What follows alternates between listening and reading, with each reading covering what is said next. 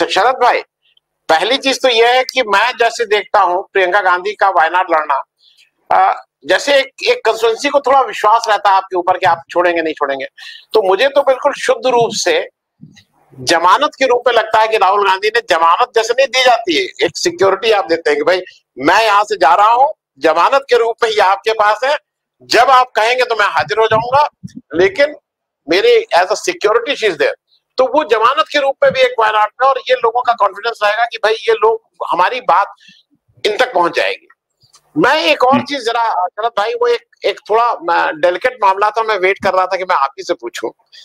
मुझे लगता है कि वो शायद कंसिडरेशन ना रहा हो, लेकिन कांग्रेस के लिए एक फायदा है कि जो प्रियंका गांधी की जो एक टीम यहाँ आई हुई थी, जब वो जो पिछले 3-4 साल से जब वो थी, उसके प्रति यहाँ की लोकल कांग्रेस में बहुत आक्रोश है और उसका एक बहुत इलविल है।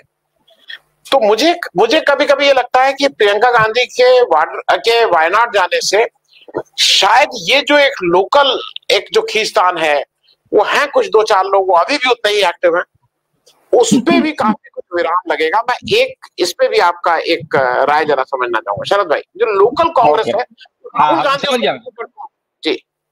नहीं, वो आपका इशारा संदीप सिंह की तरफ होगा, और वो इस बात के लिए बहुत बदनाम है कि बहुत बदतमीजी से बात करते हैं लोगों से, और उसकी वजह से प्रियंका गांधी का ही नुकसान होता है। और जनरल मैसेज जाता है कि देखिए एरोगेंस उस एक वर्कर की है, लेकिन वो मैसेज जाता है प्रियंका गांधी के खिलाफ। तो ये आपका पॉइंट बिल्कुल सही है, लोगों ने इस पे गौर नहीं किया है, और ये भी एक फायदा होगा, चाहे इंटेंट हो ना हो, लेकिन इसका ये बेनिफिट मिलेगा। लेकिन दूसरी बात ये बड़ी बड़ी क्लियर है कि ये करके राहुल गांधी ने वैसे ही स्टंप किया है बीजेपी को, जैसे इन्होंने अमेठी छोड़ के रायबरेली का डिसीजन लिया था। आपको याद होगा कि सबसे ज्यादा विचलित थी उस बात से द ग्रेट स्मृति ईरानी, जिनसे आप उनके दुश्मनों से आप उनको बचाने की कोशिश कर रहे हैं। उनकी सबसे बड़ी दुश्मन तो वो खुद ही है, खुद ही अपनी दुश्मन तो वो खुद ही है।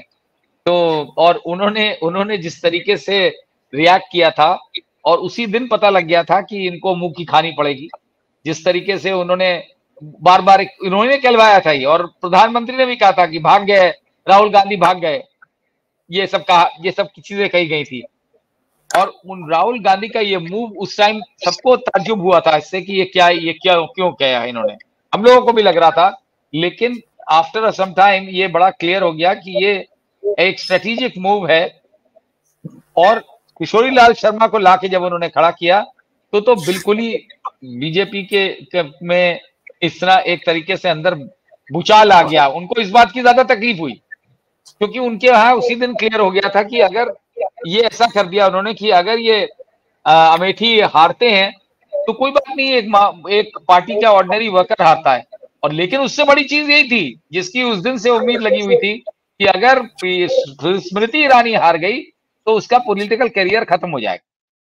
और अब अगर उनमें जो कुछ बचा है, मेरे हिसाब से तो कोई साख वाक उनकी ना कभी थी ना कभी है, उनकी न्यूसेंस वैल्यू थी, और न्यूसेंस वैल्यू उनकी इस वजह से थी क्योंकि वो प्रधानमंत्री के बड़ी क्लोज थी। और वो जो न्यूसेंस वैल्यू है वो भी पूरी तरह से समाप्त हो जाएगी अगर उन्हें वहां वायनाड भेज दिया गया। मुझे नहीं लगता है कि वो हिम्मत भी करेंगी वहां से जाके खड़े होने की। एक बार किशोरी लाल शर्मा से हारने के बाद प्रियंका गांधी को फेस करें, नामुमकिन। इसके बाद तो इनको सीरियल में भी रोल नहीं मिलेगा। तो इसलिए ऐसी एक चीज आपसे और समझ लो, ये जो आप आए थे उससे पहले हम लोग उस पर एक छोटा डिस्कशन था। प्रियंका गांधी के रहने से एक दिक्कत और थी कि प्रियंका गांधी किसी समय, अगर आपको याद हो, तो प्रशांत किशोर का जो फॉर्मूला उन्होंने बनाया था जब एक बार कांग्रेस के साथ वो 2017 में आके जुड़े थे, और उसमें उनका बार बार रेजिस्टेंस था Priyanka Gandhi as chief minister UP का चेहरा प्रमोट करिए, चीफ मिनिस्टर यूपी का चेहरा। मुझे लगता है कि अगर प्रियंका गांधी एक बार आ जाती तो ये भी एक कंफ्यूजन बिना बात के रहता कि शायद प्रियंका गांधी कल के दिन यूपी की चीफ मिनिस्टर हो सकती है।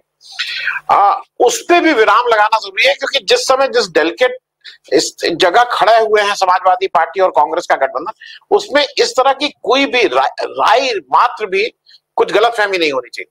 तो मुझे ये लगता है कि अब for all times that also has been taken care of. Sharad भाई, बिल्कुल, बिल्कुल। लेकिन लेकिन ये सोचना, ये सारा फ़ोकस जो है उन्होंने जैसे प्रोफ़ेसर साहब ने कहा कि वो राहुल और अखिलेश की केमिस्ट्री, और राहुल को चीफ मिनिस्टर नहीं बनना है, ये तो सबको मालूम है। लेकिन देखिए, बात राहुल और अखिलेश की नहीं है, बात है इन द लॉन्ग रन बात होगी कांग्रेस और और समाजवादी पार्टी की। ये सबको मालूम है कि राहुल गांधी को कोई यूपी में यूपी की राजनीति नहीं करनी है, लेकिन इन द लॉन्ग रन ये होगी, और ऑलरेडी फुसफुसाहट होने लगी है। क्योंकि देखिए, इसमें अखिलेश यादव सबसे वीक लिंक है। वीक लिंक इसलिए है क्योंकि जो कुछ उन्होंने हासिल किया है वो इस वजह से किया है यूपी में, क्योंकि कांग्रेस से गठबंधन था। और राहुल गांधी ने जो इशू पकड़ा, जो कि किसी और ने नहीं पकड़ा, वो था कॉन्स्टिट्यूशन और आरक्षण का संबंध। आरक्षण को किस तरह हटाना चाहते हैं, वो राहुल गांधी ने रेस किया, वो चिपक गई वो बात। और वो जिस तरीके से नीचे तक गई, उसका नतीजा है कि समाजवादी पार्टी को इतनी सीटें मिली। राहुल गांधी के साथ होने का नतीजा यह है कि मुस्लिम वोट पूरा एक साथ रहा, नहीं तो डिवाइड हो जाता। दलित वोट मिलता भी नहीं समाजवादी पार्टी। लेकिन ये याद रखिए कि अखिलेश यादव थोड़ा कान के कच्चे हैं। अखिलेश यादव एम्बिशियस बहुत हैं, और उनको एडवाइस करने वाले वो लोग हैं जो उनका भला नहीं चाहेंगे। इस तरीके के लोग हैं। उनमें से एक उनके चाचा भी हैं, जिनके ऊपर वो बहुत ज्यादा विश्वास करते हैं। तो और वो उनके संबंध अमित शाह से बहुत है, और अमित शाह के गुर्गे हैं उनसे बहुत ज्यादा है, वो एक पत्रकार है। तो ये याद रखिए कि ये प्रॉब्लम क्रिएट अगर होगी तो अखिलेश यादव की तरफ से होगी, और अखिलेश यादव से करवाएंगे उनके चाचा। खतरा खतरा इस ये समझा करके कि भाई कल कांग्रेस अगर यहां पे मजबूत हो जाएगी यूपी में, तो सबसे बड़ा खतरा तो समाजवादी पार्टी के लिए पैदा होगा। क्योंकि बीजेपी का ग्राफ तो आप देखते जाइएगा गिरता रहेगा, समाजवादी पार्टी का ग्राफ उठने के दौर में है। लेकिन अगर कांग्रेस से बनाए रखते हैं तो ज्यादा बेहतर है।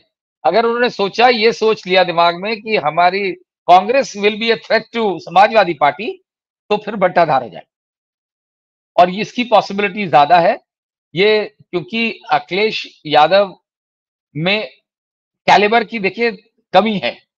ये पूरा, और लोगों ने जिस तरह उनके ऊपर सेहरा बांध दिया कि सारे इतना बढ़िया काम कर दिया, ये कर दिया, ये कुछ इसमें कुछ मीडिया वाले भी शामिल हैं ये करने में, वो नुकसानदेह हो सकता है। क्योंकि अखिलेश यादव के को मुझे लगता है कि इस तरीके की वो मुलायम सिंह यादव नहीं है जी की उनकी पॉलिटिकल अंडरस्टैंडिंग इतनी बढ़िया हो। लेकिन उम्मीद की जाती है कि वो इससे अपने आप को बचाए रखेंगे, और अपने अपने खुद के एडवाइजर्स के चक्कर में ना पड़ के 2027 तक ये पोजीशन खराब ना करें। मुझे तो खाली इस चीज का खतरा है। बाकी जहां तक ये डिसीजन का सवाल है, फिर से मैं कहूंगा कि राहुल गांधी का ये कि हाँ, ये राहुल गांधी का दिमाग है या जो भी उनके एडवाइजर है, जबरदस्त स्ट्रैटेजी है कि प्रियंका को, बाकी फैक्टर्स तो आप सबने बोल ही दिए क्या क्या वजह हैं। देखिए, इससे एक और भी मैसेज गया है। सब लोग सोच रहे थे कि वो प्रियंका को खड़ा कर देंगे अमेठी से, और किशोरी लाल शर्मा को किनारे कर देंगे। एक ये बहुत बड़ा मैसेज दिया किशोरी लाल को ना हटा करके, कि कांग्रेस पार्टी वो नहीं है कि किसी को इस्तेमाल करती है, एक मामूली वर्कर को, और डंप कर देती। ये बहुत बड़ा मैसेज है, कंट्री वाइड मैसेज आता है। इसके ये इन्होंने करके, नहीं तो ये बड़ा बड़ा कन्वीनियंट था ये करना, वहां पे किसी और को खड़ा कर देते। लेकिन वो नहीं किया, और यहाँ पे मेंटेन रखा उसी शख्स को। प्रियंका को वायनाड से जीतना ही है, इसमें कोई शक की बात ही नहीं है। और देखिए, मुझे नहीं लगता कि प्रियंका का भी लॉन्ग रन में ये इंटेंशन होगा कि वो यूपी की चीफ मिनिस्टर बने। उसके लिए वो बहुत बड़ी दूर की रेस है, क्योंकि कांग्रेस को पूरा रीबिल्ड करना है अपने आप को यूपी में। उसके लिए जरूर मुफीद होता अगर प्रियंका गांधी यूपी में रहती। लेकिन प्रियंका गांधी ना रह करके भी, वायनाड से लड़के भी यूपी की कांग्रेस को रीबिल्ड कर सकी, बिकॉज अभी तक कांग्रेस का फोकस इस बात पर नहीं है। हो सकता है ये भी पार्ट ऑफ स्ट्रैटेजी हो, क्योंकि उससे अखिलेश विचलित होने लगेंगे कि ये कांग्रेस क्यों मजबूत हो रही है, ये तो हमारे लिए खतरा बन जाएगी। क्योंकि देखिए, अखिलेश अंदर से बहुत कमजोर आदमी है, और मुस्लिम्स उनसे नाखुश रहे हैं इसी वजह से, क्योंकि उन्हें हिम्मत नहीं है, कभी भी बड़े इश्यूज पे खड़े नहीं होते हैं। तो इन सब चीजों से बचना पड़ेगा। लेकिन अखिलेश सॉरी राहुल गांधी और प्रियंका गांधी को ये इंश्योर करना पड़ेगा कि कांग्रेस को वापस पैर पे खड़ा करना यूपी में, उसके लिए कोई प्रयास करें, जो कि पिछले कई वर्षों में नहीं हुआ है, जीरो हुआ है। अजय राय जिनको उन्होंने लड़वाया, बहुत अच्छा लड़े वहां से, और अगर मायावती का कैंडिडेट नहीं होता तो मोदी को हरा भी देते। जिस तरीके की स्थिति आप देखिए, एग्जैक्टली उतने वोट से प्रधानमंत्री जीते हैं, उतने कम वोट से आज तक भारत का कोई प्रधानमंत्री नहीं जीता है। शर्म वाली हार जीत है, तो बहुत ही शर्मनाक जीत है। और अगर 1,57,000 वोट जो ले गया प्रियंका, उनका मायावती का कैंडिडेट, वो नहीं होता तो 1,52,000 से तो हार चुके थे। तो लेकिन अजय राय ने as UP Congress president zero काम किया। तो या तो उनको एक्टिवेट करें या कोई नया अध्यक्ष बनाएं जिससे कांग्रेस रीबिल्ड हो। अगर यूपी में कांग्रेस रीबिल्ड नहीं होगी तो ये सारी स्ट्रैटेजी धरी की धरी रह जाएंगी। कांग्रेस को अपने अपने जो फंडामेंटल बेस है, होम है, वहां पे उसको रीबिल्ड करना पड़ेगा। बट ये जो है प्रियंका के एंट्री से ये बहुत बड़ा फर्क पड़ने वाला। आपको याद होगा, ये वो भी पार्ट ऑफ स्ट्रैटेजी था, जब वो जो वाड्रा है रॉबर्ट, उसने जब कह दिया था कि मैं जनता अमेठी की बुला रही है मुझे, और ये सब दुनिया की बातें जो बरेली की कर दी थी, वो सबको लग रहा था ये क्या हुआ। तो आपको याद होगा हम लोगों ने शो भी किया था इस पे, जिसमें यही चीज कही थी कि ये लगता है पार्ट ऑफ डिजाइन है, कुछ खेल किया जा रहा है। रॉबर्ट वाड्रा को वायनाड से दूर रखना चाहिए। ये